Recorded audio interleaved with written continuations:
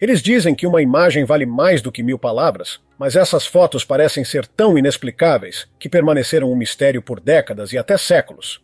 Desde uma testemunha misteriosa não identificada até uma foto de família assustadora capturada há décadas, aqui estão 20 fotos históricas raras que os cientistas não conseguem explicar. Número 1. A Senhora Babushka. Esta foto mostra a Senhora Babushka.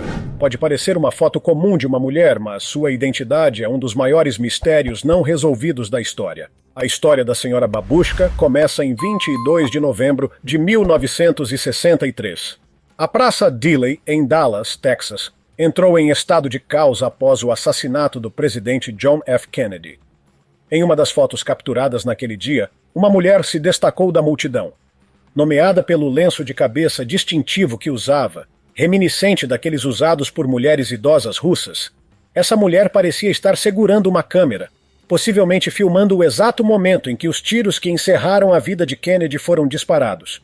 Apesar dos esforços do FBI para localizá-la e qualquer potencial filme que ela possa ter feito, ela nunca foi identificada e nunca fez qualquer esforço para se apresentar. Existem várias razões pelas quais a Senhora Babushka é conhecida. Enquanto a maioria das pessoas na vizinhança reagia com choque e medo, correndo para se proteger, ela permaneceu notavelmente composta, continuando a filmar, quase como se soubesse dos eventos que aconteceriam naquele dia. Essa calma incomum alimentou especulações e inúmeras teorias da conspiração sobre sua verdadeira identidade. Apesar de numerosas investigações e da passagem das décadas, a identidade da Senhora Babushka permanece desconhecida. Alguns especulam que ela era uma espiã, enquanto outros sugerem que ela poderia ter sido uma cidadã comum pega no meio do caos. Até hoje, esta foto permanece um dos maiores mistérios da história. Número 2. Uma mãe com 4 filhos à venda. Esta foto foi capturada em agosto de 1948. Um cartaz sombrio que diz 4 filhos à venda, ao lado de uma mãe e seus 4 filhos. Esta era a verdade para algumas pessoas vivendo abaixo da linha da pobreza desde o início dos anos 1900. A mulher nesta foto se chamava Lucille. Ela e seu marido, Ray Chalifu, um motorista de caminhão de carvão desempregado, estavam enfrentando uma ordem de despejo de seu apartamento em Chicago. Sem outras opções, tudo o que podiam fazer era vender seus filhos na esperança de dar a eles uma chance melhor de sobrevivência. A fotografia se espalhou rapidamente pelos jornais em todo o país, provocando um enorme clamor público e ofertas de ajuda. Apesar disso, dentro de 2 anos, todas as crianças Chalifu, incluindo a que Lucille estava grávida na foto, já não estavam mais com seus pais. Com o quão sensacionalista a fotografia se tornou, o público estava ansioso para acompanhar a história das crianças. O mais novo, David, foi adotado por um casal estrito, mas gentil, Harry e Luella McDaniel. Apesar dos desafios de sua vida precoce, David serviu por 20 anos no exército e trabalhou como motorista de caminhão. Ryan e Milton foram menos afortunados. Vendidos por $2 para JN e Ruth Soetan, foram submetidos a uma vida dura e foram forçados a trabalhar no celeiro da família desde muito jovens. Seus novos pais até mudaram seus nomes, tirando-lhes a identidade e submetendo-os a uma crueldade implacável. Apesar das condições difíceis, Ryan, renomeada Beverly, cresceu para ser uma mãe amorosa. Milton seguiu um caminho difícil antes de encontrar paz. Ele lutou com o trauma que se manifestava em surtos violentos durante a adolescência, levando à sua internação em um hospital psiquiátrico antes de eventualmente se mudar para o Arizona e começar uma família própria. Número 3. O satélite Cavaleiro Negro. Esta foto mostra o que é conhecido como o satélite Cavaleiro Negro. O satélite Cavaleiro Negro é uma mistura de teorias da conspiração. As raízes dessa conspiração começam em 1899, quando o famoso inventor Nikola Tesla relatou ter recebido sinais de rádio estranhos em seu laboratório em Colorado Springs. Tesla acreditava que esses sinais eram de seres inteligentes, possivelmente de Marte. Agora, é provável que as alegações de Tesla tenham levado à persistência do satélite Cavaleiro Negro. Anos após a alegação de Tesla, um inventor norueguês chamado Jørgen Haus detectou ecos de rádio de longo atraso em 1927. Esses sinais de rádio ecoavam vários segundos após a transmissão, mas a maioria deles não foi explicada.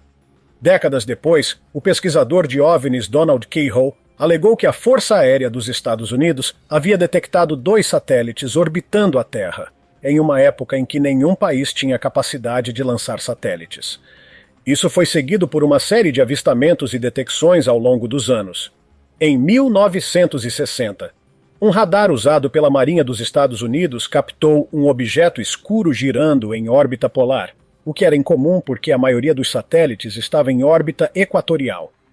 O Departamento de Defesa, mais tarde, explicou como sendo detritos espaciais de um satélite da Força Aérea, mas essa explicação não satisfez a todos. A existência do satélite Cavaleiro Negro já estava cimentada muito antes desta foto ser capturada em 1998. No entanto, esta imagem foi capturada durante a missão STS-88 à Estação Espacial Internacional em 1998. Ela mostra um objeto escuro de formato estranho flutuando no espaço, que alguns acreditam ser o satélite Cavaleiro Negro.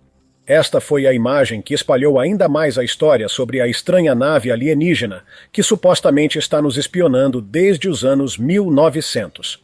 Apesar da NASA identificar esse objeto como um cobertor térmico perdido durante uma atividade extraveicular, sua reputação como uma nave alienígena persistiu. Número 4. O Pé Grande da Flórida. Esta foto foi enviada anonimamente ao gabinete do xerife do condado de Sarasota em 2000.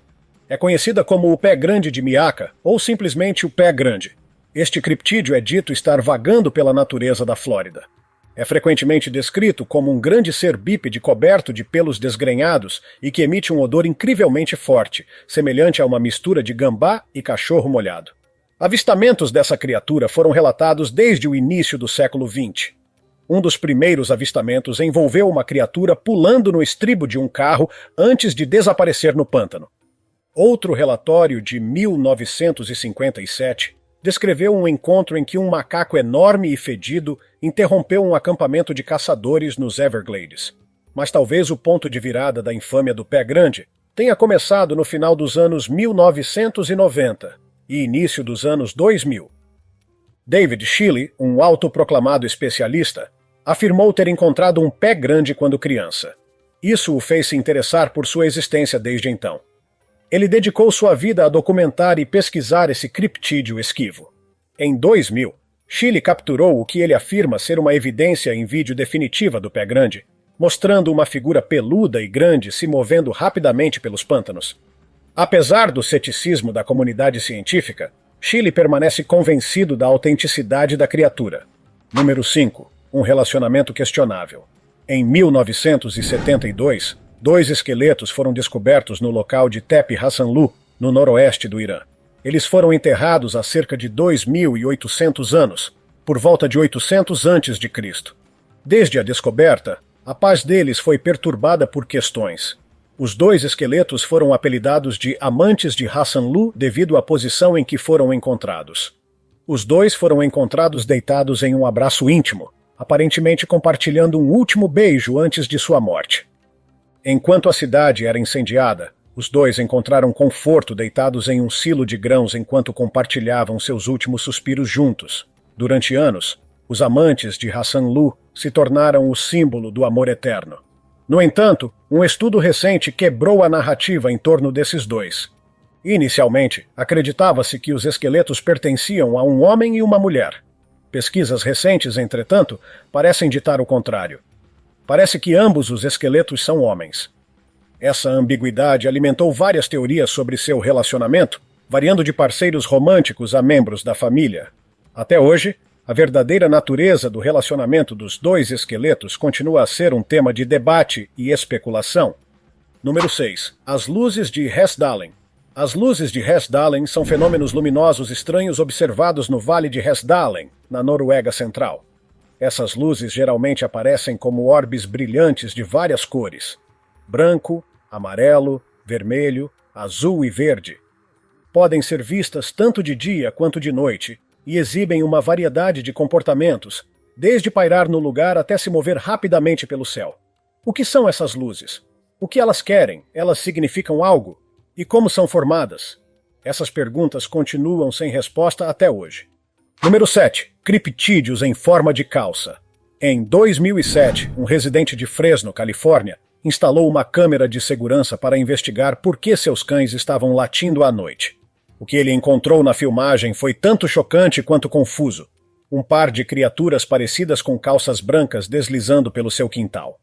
Essas criaturas ficaram conhecidas como os Nightcrawlers de Fresno.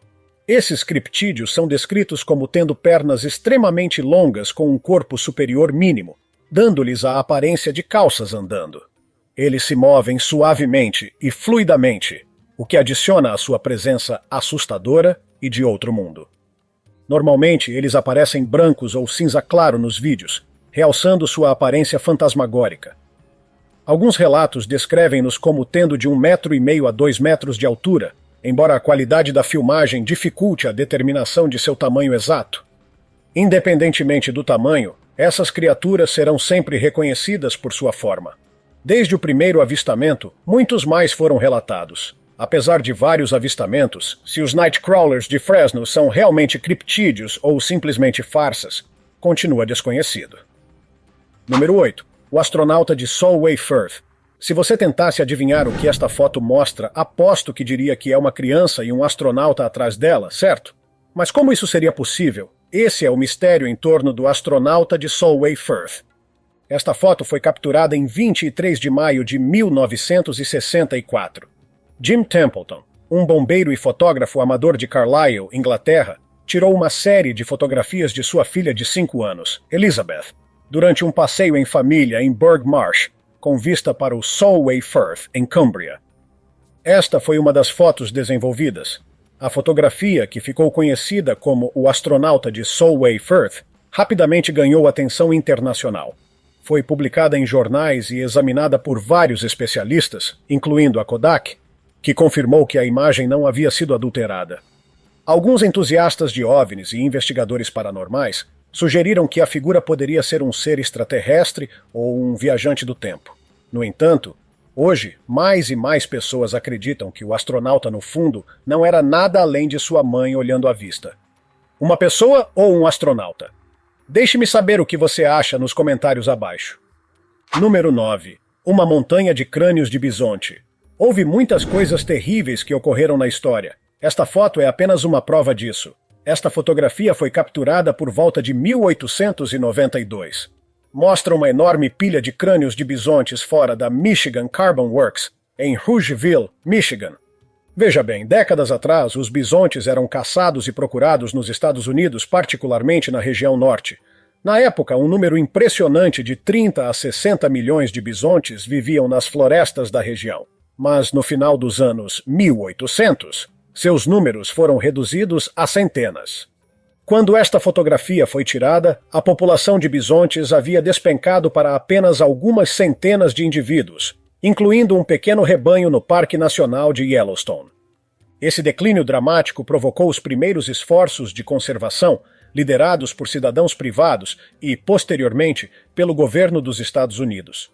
Graças a essas iniciativas, a população de bisontes se recuperou para cerca de 500 mil hoje, com aproximadamente 30 mil vivendo em áreas protegidas em reservas naturais. Número 10. Foto da família Cooper. Não, esta fotografia não está editada, ou pelo menos é isso que a família Cooper afirma. Esta foto é conhecida como a foto do corpo caindo, ou simplesmente a foto da família Cooper. Inicialmente não há nada de errado com essa foto de uma família sorrindo feliz. Mas então você percebe a silhueta de um corpo que parece estar caindo do teto à esquerda da foto. Isso levou a várias teorias, desde atividade paranormal até manipulação fotográfica. Alguns acreditam que a foto captura um fantasma ou um espírito. Céticos, no entanto, argumentam que a foto é uma farsa. Análises sugerem que o corpo caindo pode ser o resultado de uma dupla exposição, uma técnica fotográfica comum onde duas imagens são sobrepostas uma na outra.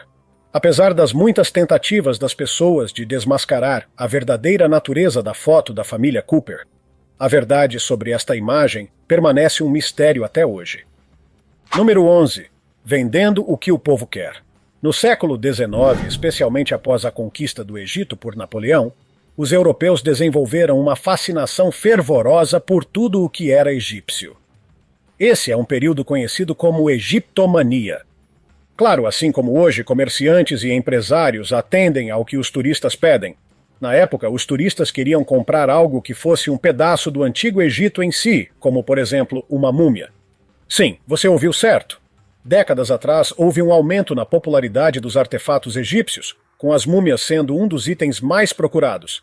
Turistas europeus e americanos ricos visitando o Egito podiam comprar múmias de vendedores de rua, o que, claro, deveria ter sido inapropriado no passado. Após a compra de uma múmia, os ricos até realizavam festas de desenrolamento de múmias. Esses eventos eram exatamente o que parecem: reuniões onde uma múmia seria desenrolada na frente de uma audiência. Essas festas eram populares entre a elite, que as via como entretenimento emocionante e exótico. Mas isso não é a parte mais estranha.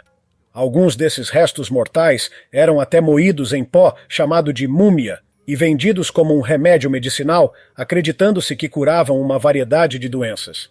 A venda de múmias continuou até o final do século XIX. Finalmente, o governo egípcio decidiu intervir e estabelecer leis para impedir a exportação de múmias e outros artefatos antigos egípcios. Número 12. Sapatos de vaca usados para esconder pegadas humanas. Como sempre digo, a necessidade é a mãe da invenção. Quem teria pensado que as pessoas precisariam de sapatos com pegadas de vaca? Entre 1920 e 1933, sapatos que deixavam pegadas em forma de cascos de vaca estavam na moda. Tudo isso por uma razão: a proibição. Durante a proibição nos Estados Unidos, a fabricação, venda e transporte de álcool foram proibidos. Isso levou a um aumento das atividades ilícitas, incluindo a produção de moonshine, um destilado de alta graduação. Os produtores de moonshine geralmente operavam em áreas remotas para evitar a detecção, mas ainda enfrentavam o desafio de esconder suas pegadas das autoridades, que poderiam seguir as pegadas até os alambiques escondidos. E assim, os produtores de moonshine precisavam ser criativos para enganar a polícia. Alguns começaram a usar sapatos de vaca. Esses dispositivos inteligentes consistiam em blocos de madeira esculpidos para se assemelharem a cascos de vaca, anexados a tiras de metal que podiam ser presas às botas.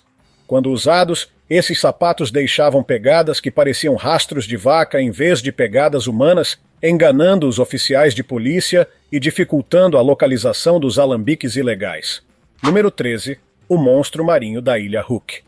Durante décadas, acreditava-se que um monstro marinho gigante reside ao largo da costa da Ilha Hook, em Queensland, Austrália. Esse monstro é conhecido como o monstro marinho da Ilha Hook. Esta criatura foi vista pela primeira vez em dezembro de 1964. O monstro é alegadamente uma criatura gigante com pele escura. Agora, muitos não acreditavam na existência dessa criatura, até que Robert Leserek e sua família conseguiram capturar uma foto do suposto monstro marinho. A família descreveu o monstro como uma criatura medindo cerca de 23 a 24 metros de comprimento com um corpo liso e negro. É exatamente isso que esta foto parece mostrar. No entanto, sem qualquer outra prova, a identidade e a própria existência do monstro marinho da Ilha Hook permanecem um mistério. Número 14. Tanques infláveis e falsos. Agora, aqui está uma das coisas que a maioria das pessoas não sabe sobre a Segunda Guerra Mundial. Uma das partes mais valiosas do exército era nada menos que o Exército Fantasma. Oficialmente conhecido como o 23º Quartel-General das Tropas Especiais, o Exército Fantasma foi estabelecido em 1944 e era composto por cerca de 1.100 homens. No entanto, ao contrário de outras tropas, este grupo não incluía apenas soldados. Incluía artistas, designers e engenheiros. Veja bem, essa tropa tinha o objetivo de enganar as forças inimigas. Sua missão era criar truques elaborados que enganassem o inimigo sobre o tamanho e a localização das forças aliadas. Esta unidade foi instrumental em várias operações-chave, usando uma combinação de tanques infláveis, transmissões de rádio falsas e efeitos sonoros para criar a ilusão de grandes exércitos onde não havia nenhum. De fato, durante a preparação para o dia D, os aliados enganaram os alemães sobre o verdadeiro local de desembarque. Eles criaram um fictício primeiro grupo de exércitos dos Estados Unidos no sudeste da Inglaterra, completo com tanques Sherman infláveis, embarcações de desembarque falsas e tráfego de rádio falso. Essa decepção fez com que os alemães acreditassem que a principal invasão ocorreria em Pas-de-Calais, em vez da Normandia, contribuindo significativamente para o sucesso dos desembarques reais. O Exército Fantasma contribuiu para outros sucessos dos aliados, que afetaram o resultado geral da Segunda Guerra Mundial. É surpreendente como o Exército Fantasma até mesmo surgiu em primeiro lugar. Imagine como a história teria mudado se o 23º Quartel-General das Tropas Especiais não tivesse existido. Número 15. O cadáver que compareceu a um julgamento. No século IX, você sabia que uma pessoa sem vida foi exumada, vestida com vestes e colocada em um trono para enfrentar suas acusações? Esse foi o julgamento do cadáver de Sínodo, uma época em que um papa falecido foi levado a julgamento. O julgamento do cadáver ocorreu em janeiro de 897 d.C., durante um período turbulento para a Igreja Católica. O Papa Estevão VI, o homem por trás deste julgamento macabro, tinha uma vingança contra seu predecessor, o Papa Formoso. Formoso havia morrido vários meses antes, mas isso não impediu Estevão VI de buscar vingança. Agora não vou entrar nos detalhes, mas basicamente o Papa Estevão VI acreditava que Formoso desobedecera às leis da Igreja e cometera perjúrio. E assim, um julgamento para ele foi realizado na Basílica de São João Latrão, em Roma. O cadáver em decomposição de Formoso foi exumado, vestido com trajes papais e colocado em um trono. Um diácono foi designado para falar em nome do Papa morto, mas o processo foi mais um espetáculo do que um julgamento legítimo. O Papa Estevão VI, cheio de raiva, gritou acusações ao corpo sem vida, exigindo respostas para as acusações que incluíam usurpação ambiciosa do papado. Formoso foi considerado culpado, despido de suas vestes papais e teve os 3 dedos usados para bênçãos cortados. Seu corpo foi inicialmente enterrado em uma sepultura comum, mas foi posteriormente exumado novamente e jogado no rio Tibre. Segundo a lenda, o corpo lavou-se na margem do rio e começou a realizar milagres, o que só alimentou a indignação pública contra Estevão VI. Desnecessário dizer que o julgamento não saiu como Estevão VI planejara. No final, o julgamento foi uma das razões pelas quais ele foi preso, levando à sua morte. E essa é a história realmente bizarra do julgamento do cadáver de Sínodo. E acredite, nem os pesquisadores conseguem explicar a lógica por trás desse julgamento bastante estranho. Número 16. Projeto Pombo. O ambicioso projeto de desenvolver uma bomba guiada por pombos. A guerra foi um tempo de destruição, mas ao mesmo tempo marcou a invenção de muitas inovações. Entre as muitas tentativas de criar uma nova maneira inovadora de lidar com conflitos, estava o Projeto Pombo. E sim, não é um nome peculiar atribuído a um projeto. Este projeto lidava com pombos literais. O renomado psicólogo B.F. Skinner, que você pode conhecer por seus trabalhos em behaviorismo, decidiu ajudar o exército dos Estados Unidos, que na época tinha o problema de guiar mísseis com precisão até seus alvos. Skinner propôs uma solução não convencional: usar pombos para pilotar mísseis. Este projeto, conhecido como Projeto Pombo, buscava aproveitar a excelente visão e habilidades cognitivas dos pombos para direcionar bombas com precisão. Desnecessário dizer que foi um projeto ambicioso. O conceito era simples, mas engenhoso. Skinner projetou um cone de nariz especial para o míssil, que abrigava 3 compartimentos do tamanho de pombos equipados com pequenas telas. Essas telas exibiam uma imagem do alvo, e os pombos eram treinados para bicar a imagem do alvo para mantê-lo centrado. Os movimentos de bicada dos pombos eram então transmitidos em sinais que ajustavam o curso do míssil, mantendo-o no alvo. Treinar os pombos não foi uma tarefa fácil. Skinner usou o condicionamento operante, um método que ele pioneiro para treinar as aves. Ele recompensava-os com sementes de cânhamo por bicar os alvos corretos. Com o tempo, os pombos aprenderam a associar a imagem do alvo com a recompensa, tornando-os altamente eficazes em manter o míssil no curso. Para melhorar a confiabilidade, Skinner usou 3 pombos simultaneamente, garantindo que, se um pássaro cometesse um erro, os outros 2 corrigissem. Apesar da abordagem inovadora do projeto e alguns sucessos iniciais nos testes, o Projeto Pombo enfrentou ceticismo significativo. O Comitê Nacional de Pesquisa em Defesa financiou o projeto com $25 mil, mas os oficiais militares consideraram o conceito excêntrico demais para levar a sério. E assim, o projeto foi finalmente cancelado em outubro de 1944. à medida que os sistemas de orientação eletrônica se tornaram mais confiáveis e práticos. Hoje, esse projeto de curta duração é apenas um dos muitos empreendimentos científicos bizarros da história. Número 17. Aquela vez em que as pessoas usaram dinamite em uma baleia inflada. No 9 de novembro de 1970, uma baleia cachalote de 13 metros e 8 toneladas encalhou perto de Florence, Oregon. A carcaça rapidamente se tornou um problema devido ao seu tamanho, ao fedor e aos potenciais riscos à saúde. A Divisão de Rodovias do Estado de Oregon, encarregada de remover a baleia, consultou especialistas em munições da Marinha dos Estados Unidos e decidiu por uma solução bastante não convencional: explodir a baleia com dinamite. O que poderia dar errado, certo? Em 12 de novembro, uma multidão se reuniu para testemunhar o evento, ficando a cerca de 400 metros da carcaça.